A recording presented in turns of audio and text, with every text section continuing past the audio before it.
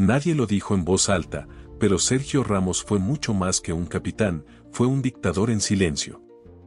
Cuando Sergio Ramos levantó su última Champions League con el Real Madrid, millones aplaudían al héroe que parecía inmortal. Pero en los pasillos del vestuario, mientras la euforia llenaba los gritos, hubo una frase dicha al oído que dejó helados a varios compañeros: aquí se hace lo que yo diga, o no se hace nada. No fue una broma. No fue un impulso. Fue la confesión cruda de un hombre que llevaba años construyendo un imperio dentro del vestuario blanco, blindado por títulos, respeto y miedo. Lo que pocos se atreven a contar es que Ramos no solo fue líder, fue juez, verdugo y a veces, incluso, enemigo de los suyos. Bajo su reinado, jugadores como Mesut Özil, Di María, James Rodríguez e incluso Iker Casillas se fueron apagando sin explicación pública. ¿Casualidad? ¿Decisiones técnicas? ¿O fue el propio Ramos quien, desde las sombras, decidió quién era digno de vestir la camiseta del Madrid y quién no? Este video no es una biografía. Es una exploración profunda de cómo un defensor andaluz se convirtió en el capitán más laureado del fútbol moderno y también en uno de los personajes más temidos del camerino. Desde su brutal estilo de juego hasta los rumores de enfrentamientos con entrenadores, médicos y compañeros, este relato destapará la verdad incómoda detrás del escudo. Porque si bien Ramos fue el héroe de Lisboa y el salvador de Kiev, también fue el hombre que desafió a presidentes, rompió códigos internos y, según ciertas fuentes, frenó más de un fichaje solo con una mirada. ¿Hasta qué punto fue un líder ejemplar y cuándo cruzó la línea del poder absoluto? Ahora que está de regreso en Sevilla, el círculo se cierra. Pero la pregunta sigue ardiendo: ¿qué se escondía realmente detrás del capitán Ramos? Antes de convertirse en la sombra que lo controlaba todo en el Santiago Bernabéu, Sergio Ramos fue un niño flaco y testarudo de Camas, un pueblo sevillano donde el fútbol se juega con el alma y se sobrevive con carácter. A los 14 años ya intimidaba a rivales con su mirada desafiante y a los 19 debutaba con el Sevilla FC en Primera División. Pero su destino no era el Sánchez Pizjuán. Florentino Pérez lo vio y no dudó, pagó su cláusula de rescisión 27 millones de euros en 2005, una cifra récord para un defensa español de esa edad, y lo llevó a la capital. Ahí comenzó la construcción de un mito. Un defensa central con alma de delantero, con la osadía de un torero y el temple de un caudillo. Pero Ramos no era solo un talento natural, era un obsesionado del poder, del control, de la jerarquía.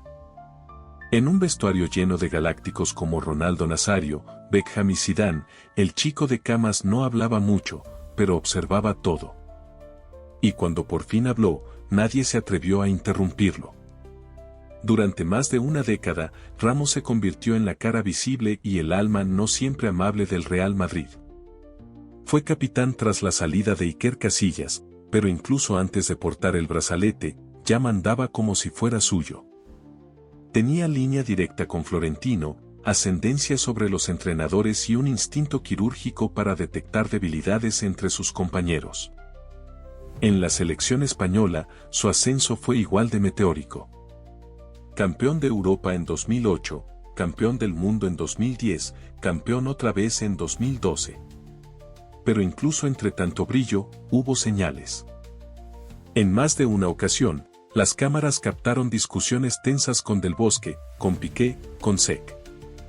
A puertas cerradas, algunos compañeros le temían más que lo admiraban. Otros lo seguían como soldados a su general. Todos sabían que, en ese grupo glorioso, nadie tenía más voz que Sergio Ramos. Lo curioso es que Ramos jamás fue diplomático. Su liderazgo no nacía del carisma sino de la fuerza.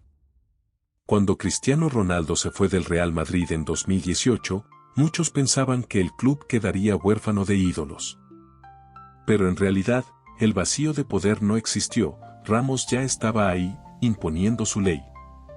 Su forma de hablar con los árbitros, su influencia en las decisiones internas, su relación tirante con entrenadores como Rafa Benítez o Julen Lopetegui. Todo indicaba que Sergio no solo jugaba en la defensa, jugaba también en los despachos. Y aún así, su leyenda no se sostenía solo en el miedo. Ramos fue, sin lugar a dudas, uno de los jugadores más decisivos en la historia del club y de la selección. Goles en finales, penaltis en momentos límite, salvadas imposibles, partidos jugados infiltrado. Era el hombre que aparecía cuando todo se hundía. El que pateaba fuerte cuando el resto temblaba.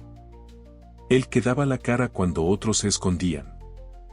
Por eso lo respetaban tanto.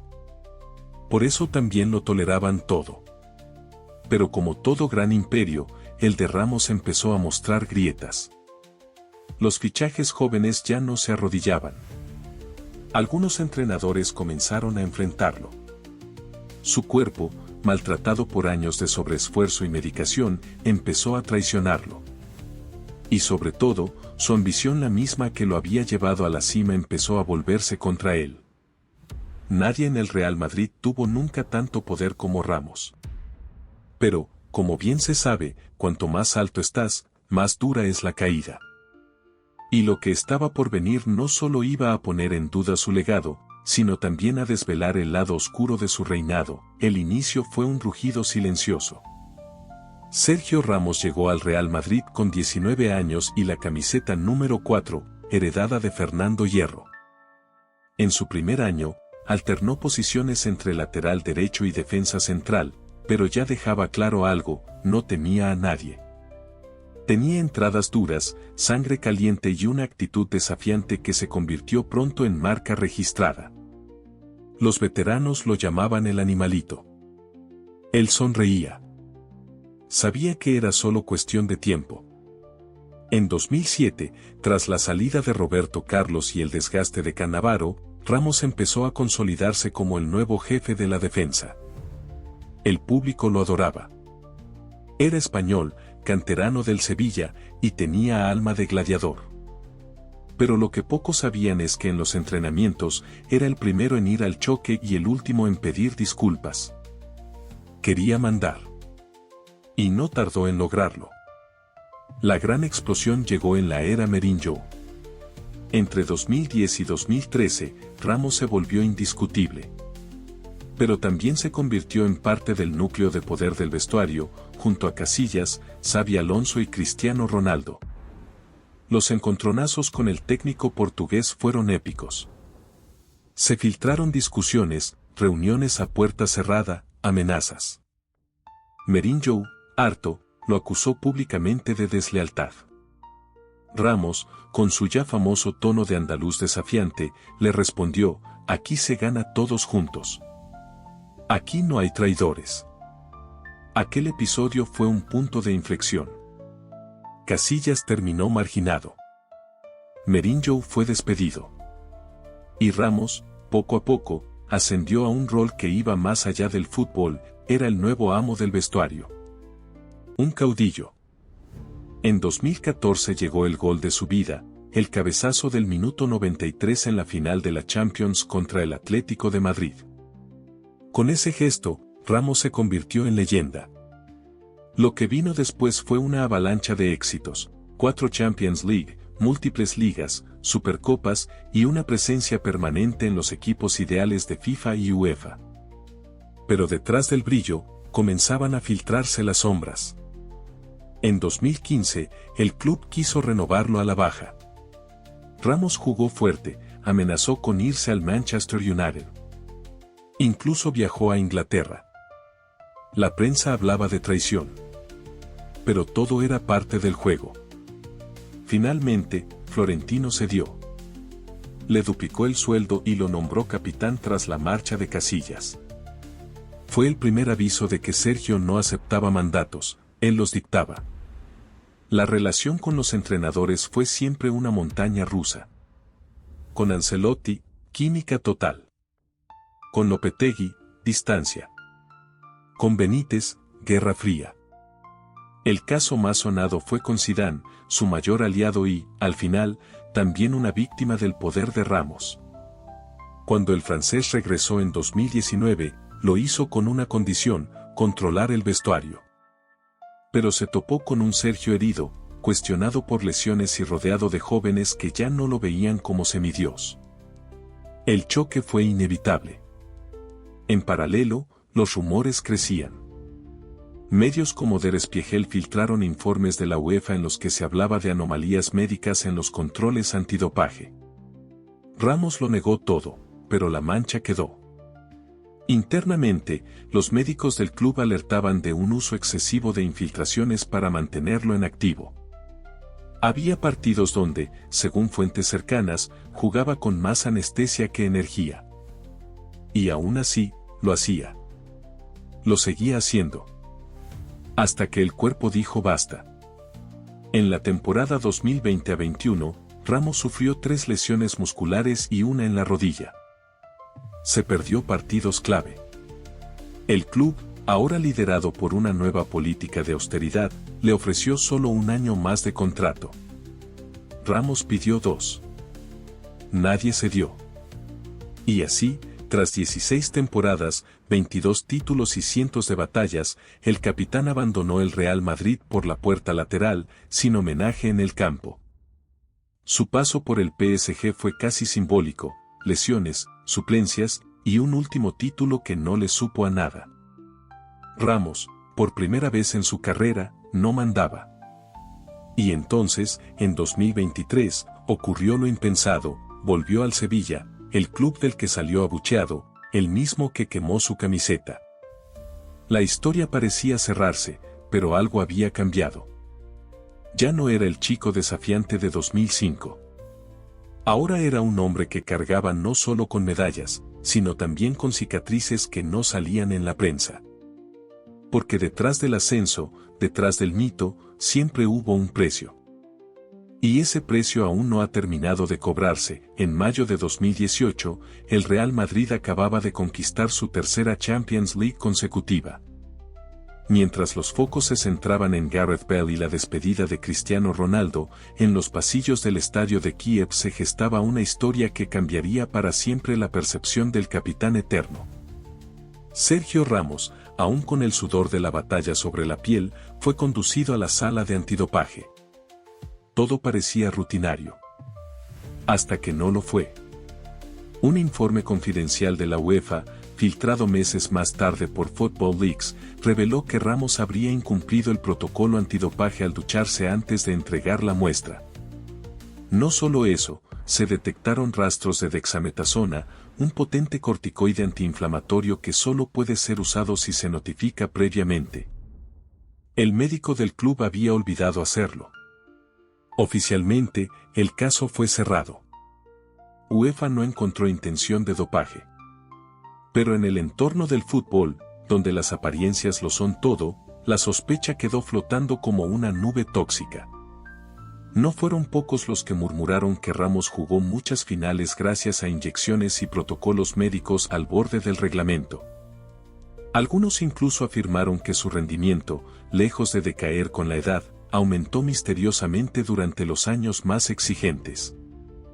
El golpe emocional llegó cuando un exfisioterapeuta del club, bajo anonimato, afirmó en una entrevista off the record que a Ramos no se le trataba como a los demás. Si él decía que quería jugar, se le preparaba el cuerpo para que jugara, costara lo que costara. Durante años, Ramos fue el escudo, el mármol sobre el que se tallaron los títulos más brillantes del Madrid. Pero internamente, algunos jugadores jóvenes comenzaban a cuestionar la impunidad con la que se movía. ¿Por qué él sí y los demás no? ¿Por qué sus decisiones tácticas pesaban más que las de un entrenador? Uno de los episodios más tensos ocurrió en 2020, tras una derrota ante el Shakhtar en Champions. En el vestuario, Zidane intentaba levantar al grupo cuando Ramos lo interrumpió para culpar directamente a un compañero: nos meten 3 goles porque no presionas. Así no se juega en el Madrid. El aludido, un jugador extranjero recién fichado, nunca volvió a sentirse cómodo en el equipo. Al final de la temporada, se marchó. La prensa, controlada y medida, pocas veces cuestionó el aura de Ramos. Pero puertas adentro, algunos cronistas reconocían que Sergio era intocable porque todos sabían que tenía línea directa con Florentino Pérez. hasta que dejó de tenerla. En marzo de 2021, en plena negociación de su renovación, Ramos cometió el error de tensar demasiado la cuerda. Exigió 2 años más de contrato, pese a estar lesionado y con el cuerpo técnico en contra. Pérez, por primera vez, se negó. No hubo insultos. Solo un silencio devastador. El mismo hombre que había sido el muro del madridismo durante casi 2 décadas, se enteró por su hermano y representante que no seguiría en el club. Me ofrecieron renovar, pero cuando quise aceptar, ya era tarde, dijo Sergio entre lágrimas en su rueda de prensa. La verdad es que el club ya no lo quería. En París, intentó recomponer su imagen. Pero sin el escudo del Madrid, Ramos se convirtió en un jugador más. El vestuario del PSG, dividido entre egos inflados, no le dio el lugar de jefe que había disfrutado en España. Lesiones, críticas, suplencias. Incluso su relación con Messi, antigua enemistad de clásicos salvajes, pasó de fría a diplomática.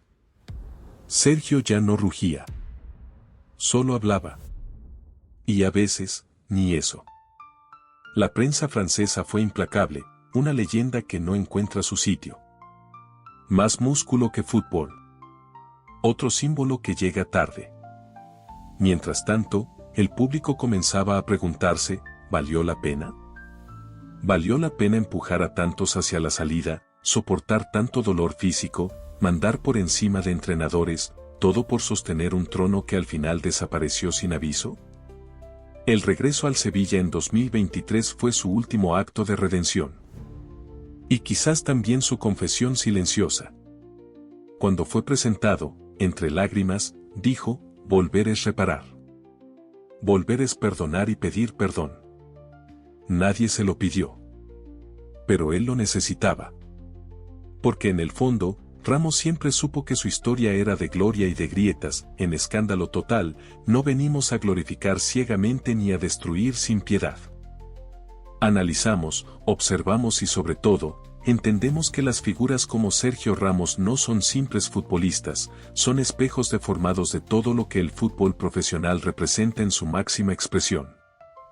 Y en ese espejo, Ramos es un reflejo incómodo, brillante y perturbador a la vez. Por un lado, su legado es incuestionable, 22 títulos con el Real Madrid, récords con la selección española, goles que cambiaron la historia de clubes y naciones. Nadie puede negar que fue el corazón de una generación dorada, un competidor feroz que nunca se escondió y que convirtió el sufrimiento físico en una forma de arte. Pero al mismo tiempo, nos preguntamos, ¿cómo puede alguien brillar tanto y a la vez generar tanto temor a su alrededor? Las historias de vestuario, los roces con técnicos, las decisiones que sobrepasaron al cuerpo médico o al propio presidente eran síntomas de liderazgo o señales de tiranía. Y sobre todo, ¿por qué nadie lo detuvo a tiempo? Quizás porque Ramos encarnaba una figura que el fútbol moderno ha alimentado y premiado, el jugador que no solo juega, sino que manda, negocia, dirige y presiona, todo en nombre del rendimiento. Un gladiador necesario cuando se gana, pero incómodo cuando el ciclo se agota. Lo cierto es que Ramos no fue un producto más del sistema. Él se convirtió en parte del sistema. Lo moldeó a su imagen y semejanza. Y en ese proceso, dejó huellas imborrables y también heridas que nadie se atrevió a denunciar mientras él seguía ganando. ¿Fue un héroe imperfecto? Sin duda. ¿Un símbolo de liderazgo? También. Pero sería ingenuo ignorar que bajo su carrera también se esconde una lección: el poder absoluto, incluso en el fútbol, tiene fecha de vencimiento. Nosotros en Escándalo Total no lo juzgamos. Lo observamos con respeto y con distancia. Porque entendemos que Ramos, como muchos grandes ídolos, es una mezcla explosiva de gloria, ego y tragedia contenida. El tipo de personaje que jamás pasará desapercibido. Ahora queremos saber tu opinión. Para ti, ¿Sergio Ramos fue un líder admirable o un dictador con botas? ¿Su poder fue necesario para mantener el equilibrio del vestuario o fue el germen de muchas salidas dolorosas en el club? ¿Crees que el fútbol necesita más jugadores como él o menos? Déjanos tu opinión. Porque al final, el juicio que más pesa no es el de la prensa, ni siquiera el del club, sino el de los aficionados que crecieron viéndolo levantar trofeos y repartir órdenes con la misma naturalidad. Algunas historias nunca debieron saberse. Pero ahora ya las sabes. Sergio Ramos fue más que un defensa. Fue un símbolo, un grito de guerra, un líder capaz de llevarse al mundo por delante para que su equipo no cayera. Y también fue un hombre que aprendió demasiado pronto que en el fútbol, ser el mejor no siempre basta, hay que imponer respeto, incluso a costa del cariño. Hoy, su figura genera opiniones divididas, pero hay una verdad que pocos pueden negar: el Real Madrid no ha vuelto a tener un líder como él. Y probablemente, no lo tendrá jamás. Porque Ramos no era diplomático, ni paciente, ni obediente. Era intensidad pura. Y el precio de esa intensidad fue tan alto como su legado. Quizás por eso su regreso al Sevilla no fue solo una vuelta al hogar, sino una especie de confesión en silencio. Allí donde lo odiaron, pidió perdón. Allí donde lo vieron marcharse entre insultos, volvió con humildad. Tal vez no para ganar títulos, sino para cerrar el círculo. Para reconciliarse con ese niño que soñaba ser héroe, antes de convertirse en emperador. Hoy, muchos lo recuerdan por su gol en Lisboa. Otros por su expulsión en un clásico. Algunos lo citan como el mejor central del siglo XXI. Otros, como el jugador más temido del vestuario. Y quizás, esa sea su mayor huella, la de no dejar indiferente a nadie. Porque Sergio Ramos no fue perfecto. Pero sí fue eterno. Y mientras el eco de sus gritos aún resuena en el túnel del Bernabéu, y su mirada desafiante aparece en viejas finales reproducidas en YouTube, algo queda claro. El capitán no solo se fue. El capitán marcó una era. Y por eso, aunque haya sombras, siempre quedará la luz.